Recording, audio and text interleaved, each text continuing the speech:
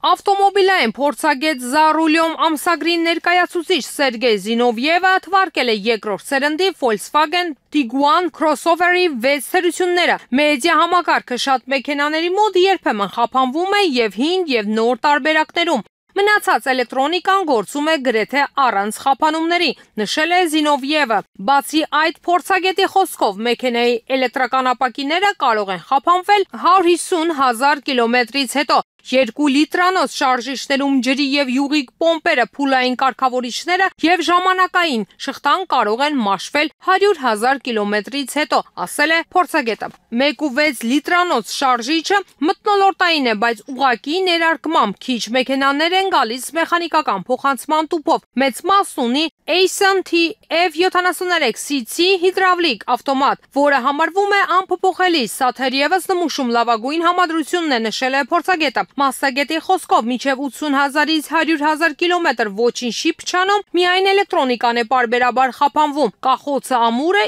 իսկ լուսարձակները հիանալի։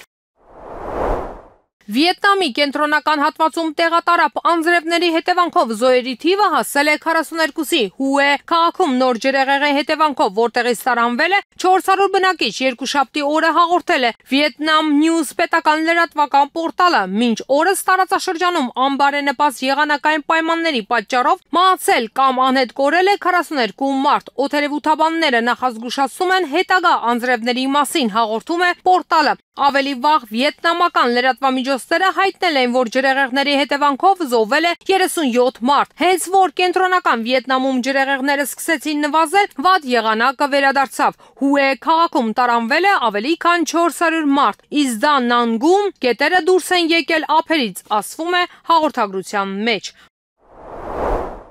Իրանի գերագույն առաջնորդ Ալի Խամենեին հայտարարել է, որ Թեհրանը կքննարկի Վաշինգտոնի հետ համագործակցության հնարավորությունը միայն այն դեպքում, եթե Միացյալ Նահանգները ամբողջությամբ դադարեցնի Իսրայելի աջակցությունը եւ փոխի իր քաղաքականությունը Մերձավոր Արևելքում։ Նրա խոսքերը հրապարակվել են X սոցիալական հարթակում։ Ամերիկացիները երբեմն ասում են, թե ուզում են համագործակցել Իրանի հետ, եթե նրանք ամբողջությամբ հրաժարվեն սիոնիստական ռեժիմին աջակցելուց, փակեն իրենց ռազմական բազաները եւ դադարեցնեն միջամտությունը տարածաշրջանի գործերին, ապա այդ հարցը կարելի կլինի քննարկել, նշել է Խամենեին։ Նա սակայն հավելել է, որ նման շրջադարձից մոտ ապագայում սպասելիք չունի։ Ավելի վաղ Իրանի արտգործնախարար Աբբաս Արաղչին հայտարարել էր, որ Թեհրանը դեռ չի հաշվարկել, թե ԱՄՆ հարձակումներից հետո 400 կիլոգրամ 60% հարստացված ուրանից որքանն է պահպանվել։